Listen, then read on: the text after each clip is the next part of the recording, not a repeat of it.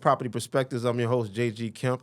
Today we got a wonderful guest, Mr. Elbert Gray. How you doing? Good, man. Hanging in there. All right. Elbert is the first black owner of a firearm shop, right? Yeah. Okay, and it's called ELG Firearms. Everybody loves guns. Everybody loves guns, right. You know, don't get caught without one if you ain't supposed to have it, right? Yeah, that's a different time. That's a different time. All right. Well, how's your day going? Good, man. Good. Hustling. Right. All the time, man. Just making it all fit together. Yeah. It's different when you have a whole economy around you. You know? I swear. That demand is different, man. I swear. You know? Any day above ground is a good day. I always like to say that. Yep. Got to take it. Got to take it. So, how's your day start out, man? What's an average day look like for you? Because I know you're a busy guy, man. You got family, you got business. You still working? Yeah, I still work too. I still work. So listen, I got 5 jobs. I got 5 jobs, man. Wow, man. Yeah, man. Yeah, man. But it's Jamaican? Nah. No, you got a name like one. Well, in the attitude, I guess. But listen, man. I got the gun store, own a staffing agency, got a trucking service. I work full time, but that's fully set up and allows me to do all this other stuff while I'm there. I teach at the college. Oh, you teach? You know what I mean? Yeah. And I got quite a number of houses that I gotta. Good for you. So you serious? 5 jobs? Yeah, it's not a game. It's not a game. So you got a degree? A degree? Yeah, you teach. Oh yeah. Oh, okay. Yeah, I teach School of Business, so I got an MBA. For you, I don't want that. There's discussion about doctor and all that good stuff. Right. But if I advance there, that'd be dope. But yeah, you know, I ain't going if I got to pay for it. You seem like you're young, man. You got a lot of notches under your belt. Listen, man, I could be doing a lot worse things. Right. you know, I swear, that's motivational. Where'd you grow up? Right. Listen, I'm from right here. Hartford, right here. Yep. All over the north end and south end, mainly Park Street. I moved to Manchester for high school, moved back to East Hartford, and now I'm out in the woods. Yeah, out in the woods. Me too, right? Yeah. That sounds similar. I went to Manchester High School too. What year did you graduate? 2000. Okay, I was 94. All right. We had this discussion before. You played ball there, football? I played football there, yeah. Okay, so who was your quarterback? Ben Rye. Ben Rye. Ben Rye, yep. Ben Rye. Maybe related to Corey Rye. Yep, of course, they brothers. Yeah, yep. Okay. Yeah, Corey, I played with Corey. Word. See, you old, man. I'm old. Yeah, I don't look it. Yeah, I'm the years after Theo, Kiki. Yeah. All them. So I played with. I was the young buck. Right, I was before them. Yeah, they was underneath me. What position did you play? Line. So when I thought I was a safety and a wide receiver, but I was slow. Mm-hmm. And it took one play for me to know I was slow and I couldn't catch the dude. Well, yeah. I was like, maybe this ain't for me. Right. Next thing you know, I'm defensive end. And that was meant for me. Yeah. I was tight end. I ended up loving the line. Yeah. I didn't like it at first because I wanted the ball. Everybody wanted the ball. Yeah, but then when I got on the line, I actually started enjoying it. So how'd you come up with ELG Firearms? So ELG is actually my initials. Okay. Right? It's also my kids' names, Evan Lincoln Grayson. Evan Lincoln Grayson. And now there's a baby girl, Harper, right? So that she goes ELG and H. Okay. I got to tell her there's a silent H in there. So I'm going to put a business in her name too at some point. But and it just ended up being Everyone Loves Guns. Everybody loves guns. Wow, okay. Yeah, it just happened. And it's your initials. And it's my Everybody initials. Loves Guns. Yeah. Where's the location? 1227 Burnside Ave. Come check us out. Yeah. Powder Mill Strip Mall, right across from Wickham Park. Okay, all right. And how long you been open? 5 years. 5 years? Yeah, 5 years with a storefront, selling guns, helping our people do things the right way. Do them the right way. Yep. Right. Well, this podcast is about real estate, life, and business. Right. I thought you'd be a perfect guest because you're motivational and you'll be able to be in the forefront of showing people that certain things can get done when you think it can't. The right way, right? Yeah. It takes a little consistency and hard work. So what was your inspiration on being a gun shop owner, the first black gun shop owner? Listen. Is there another one after? Yep, there's a couple. So okay. Doesn't matter. It doesn't matter. But there's a couple out there. There's a couple FFLs. My boy Bullseye Durham, he was the FFL. He opened a store after, and now he has a whole storefront in Durham. He out there in the woods too. Yeah. The Stratford Guns and Ammo. Okay, that's out there. Yeah. They came after us for sure. I had to check them. They said they was the first. We had to squash that out, but all good. And there was one on the shore that was part-time, open, not open, but okay. Yeah, sure. So there's a lot going on for us in the gun community in the United States overall, but Connecticut is definitely coming up. At one point, there was only 13 around the country, so that's dope. But inspiration was when I applied for my pistol permit. Before I knew anything, I got denied. Right? Then I applied again. I got denied. I think I bought my first house when I was like 23 years old. When I moved to East Hartford, I applied and got denied. So then I had to start asking questions, figure out, what was really going on. And the fourth time I got approved, but I had to go to the Board of Firearms. Just to get approved? Just to get approved. 4 times? 4 times, yep. So, listen, denial will motivate you. I see. Yep. Don't tell you no. Listen, once I found out how you do it and what it really meant and the reason I was getting denied, which was, terrible. Like I got so mad. I said, nope, I'm going to become an instructor and show people how to do this. So you're an instructor. So I became an instructor probably 14 years now. 14 years. All right, and that eventually turned into a gun store. Where do you teach at? Right here in my shop. You got a gun range in there? Or is No, this a classroom? We travel for the gun range, but we have a classroom there. And sometimes we host in different locations or ranges, depending on the needs. So I'm a member of all the local gun clubs and stuff like that. All of them?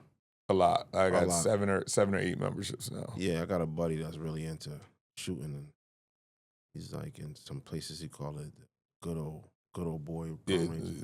Yeah. Hard to get into. Nah, it's not. Listen, that's all trash, man. The gun clubs out there. First of all, shooting sports it's heavily populated by old white men, right? I call them the poor man's country club, right? Because they have these land trusts and masses that were purchased, 30, 40, 100 years ago, and now these are their secure locations where they can enjoy themselves in the sport. Right. But only one thing for sure, it's a dying class. Oh, yeah. You know what I mean? So average age above 60. Yeah. And it just takes a little bit to get them, to get people motivated, show them how to get in. And then I really focus on the integration factor.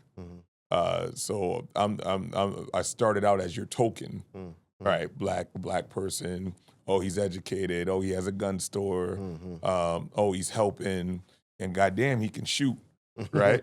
Yeah. So, and then I bring the kids out. My son is I can't say it on the podcast. He's almost a better shooter than me, right? I think his eyes is just good.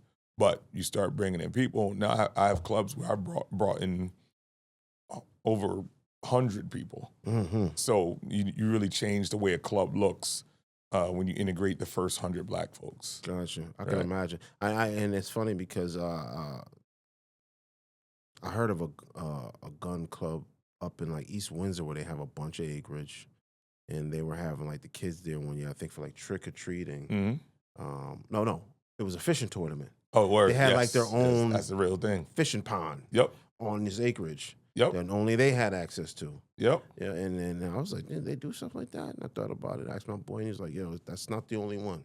No, they're everywhere. Yeah, they're everywhere. Yep. We just don't know. And they're right, exactly. They keep it secluded. They keep it tight. So, I mean, expanding into real estate. What made you start in East Hartford?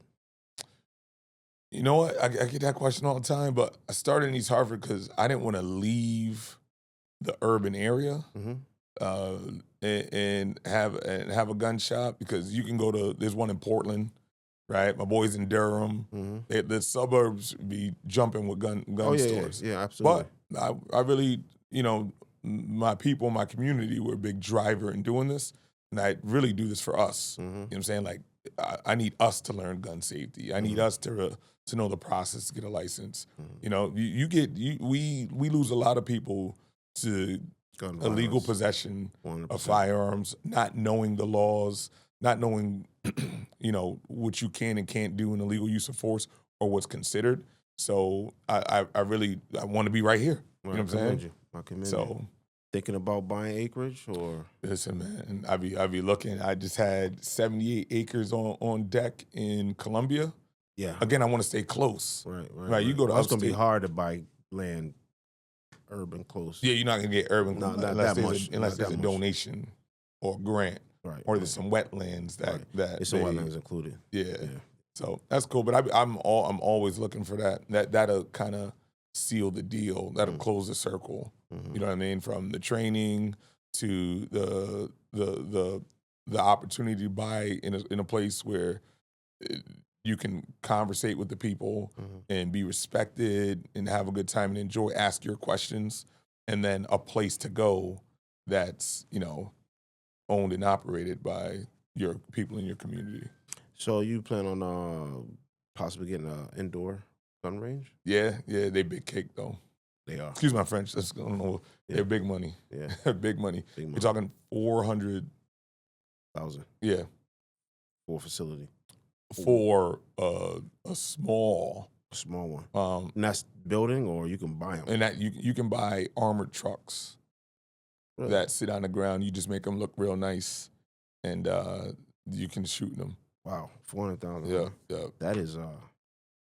That is amazing what you can do with that. Yeah. What's some of the challenges you faced? So let's talk about the challenges we've gotten over. Okay. Right.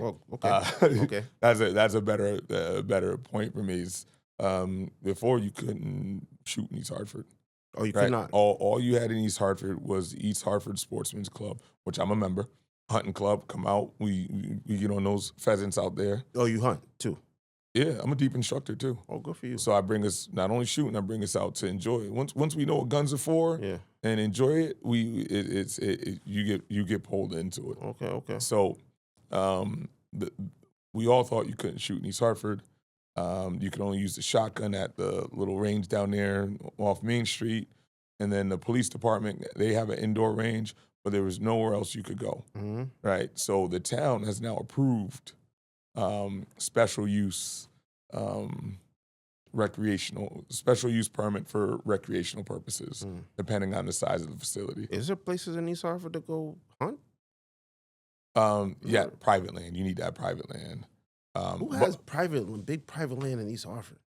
It's out there. It's out there. Probably out toward the South Windsor side. All over. Back towards the river. All over. Don't forget, when you hunt, if you want to use a gun to hunt, you have to have 10 continuous acres. Right, so that's harder. That's tough. Yep, but when you bow hunt, you can bow hunt in this room. Oh. Right? Oh. So if you find someone with, an acre or two, right, and a population of deer or something that you can get on, you can do that legally. So do you have to have a license to get a bow? No, you can buy a bow and you can shoot indoors. Shoot indoor. Yep, yeah. So all my kids have bows. Oh, okay. You know what I mean? Like, yeah, you got to get started somewhere. Right. So how many different classes you do, like monthly? We do classes every week. Every week we have at least one class. Really? We change the schedule up so to do it on a weekday so that people that work weekends can join. Weekends are the most popular. We do a couple evening classes. We do them in Spanish. We do women's only. Like we. Oh, okay. Yeah, we really try to fit people in at a place where they could feel comfortable and then grow. So how big's your staff now? We have 6 people. 6 people in the shop now. Yeah. Yep. It started with how many? Me. Just you. Yeah. In the store alone. Oh yeah. When I got the shop, it was a sole venture. Then I brought on a couple good friends and people that wanted to learn, and it just kept going. How hard do you think it is to work on your business instead of being in your business? Do you understand what I'm saying? I absolutely do.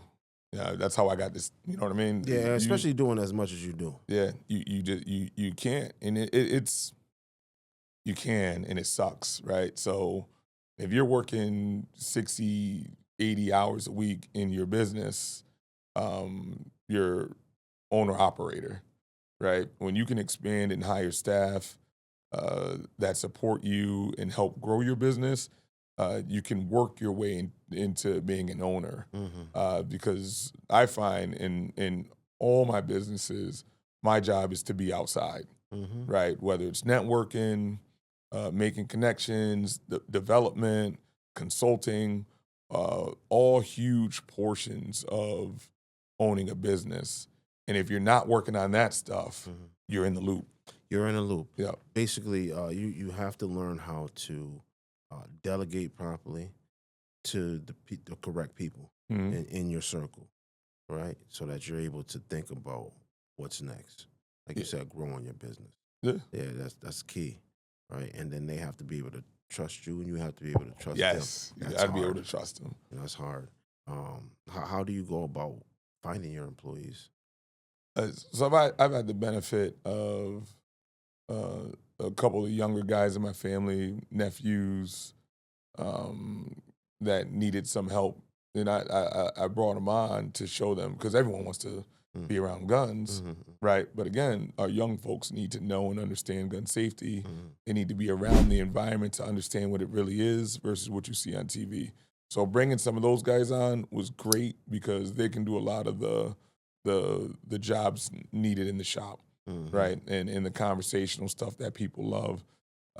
Because that's the piece you lose if you're not in your business. You lose that passion that we bring to our business. Right. So you got to find others how to do that. So the young guys help. Had a couple of my good friends' wives need jobs or want to do something part-time. Right. And firearms is so heavily regulated, you need somebody for that. So I've had that benefit. And then where a lot of my folks have come from is they start with you. You teach them about guns, you sell them guns, you get them outside using guns, and you create this whole section of people. You create your own group, and some folks will never leave you. Right. They stay for a year, 2 years, 3 years because they love it, because they never had the exposure to it, and they're passionate about it too. So that really grows your circle. You get some folks that just stay in the network, and they want to win. They want to see you win, and they want to bring more people in too. So it's almost contagious. Right, it is. I'm sure you ran through a bunch of people. You have to rephrase that. I don't know who watched the podcast, but no, right. You know what? No, I've had every gun store owner that I've talked to. They talk about that. They're like, you know, you can't trust them. You got to be careful. Blah blah blah. Yes, you have to be careful, and you have to get the right people on your team. But I don't think it's luck. But I think just our environment and the demand for folks in our community to learn. I haven't lost too many folks. You know. Are you thinking of getting big? Like, what's the place on the turnpike? Excuse my French. No, I don't. If it happens, it does. Is it not really in a goal? No, well, so I've come to understand if you look around, especially East Hartford, retail is slowly going away.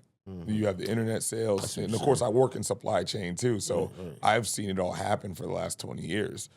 Retail storefronts are dying. So my focus right now on my mind is consolidation. How do I consolidate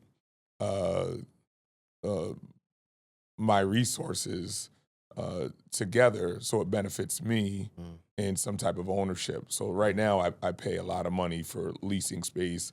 I have the staffing agency in Rocky Hill. I have the office in East Hartford. You have a staffing agent at temporary jobs type. Yeah, I own the staffing agency. Yeah, I didn't realize you did so much. Yo, Hallmark Total Tech. Oh, that's Hallmark. Hallmark Total Tech. Okay. Well, is that online? Oh yeah, absolutely. What's the online presence? This Hallmark Total Tech. Type it in. You'll see our staffing agency. If you need work, you can put your resume in right there. And if you're an organization that needs support in that area, especially this time of year, let us know and we'll be able to help you out. How about the store, the gun store? ELG Firearms. Everyone loves guns. 1227 Burnside Avenue. ELG_campaign on Instagram and Facebook. Check us out. Classes every week. We'll get you started the right way and make it fun, enjoyable to get your pistol permit. We'll help you get into the market and we will help you through the application process to make sure you understand that and get you started off on the right foot. And if they wanted to find you, phone number, social media. You want to find me? I'm outside. Yeah. Phone number 860-593-9028. I should probably not give you that one, so you're going to have to edit that out. Phone number for the shop, 860-263-8040. I'm all over the place, so just give us a call, check us out. If I'm not there, my team will help you out, and we can get connected for sure. Man, I got to tell you what. We could be talking forever because I didn't even get started. I know. We jumped around a little bit. Yeah. Man, God, I was going to get into your real estate. We got kids in football, and we in playoff season. Yeah, it's playoff season. We got the wrestling involved. I'm kind of upset because football kind of stepping in on wrestling season. It's making us. Is making us. So my kids, they love it. They like, we just got football. I'm like, bro, you need to get on the mat. You need to get on the mat. My boy starts tonight. See, and we got practice. He's like, you got to at least start this. Like, that's the core. Yeah, we know that. Mm-hmm. And I really just feel like you're not gonna be. If you like football, you got to wrestle. It's an absolute. Playing football does not make you a better wrestler. Wrestling makes you a better football player. 100%, man. And then the season coming. Next thing you know, we got state championships back in like March. Yep. Heavily involved. But listen, I look forward to seeing you on bro. this path. Yeah, man. Thank you for Likewise, having me. You too. You for having me. Cooking too. All right, this is my man Elbert Gray, ELG Firearms, Hallmark Tech. Yes. I'm JG Kemp, Properties Perspectives. Until next time, keep winning. Keep winning, fellas.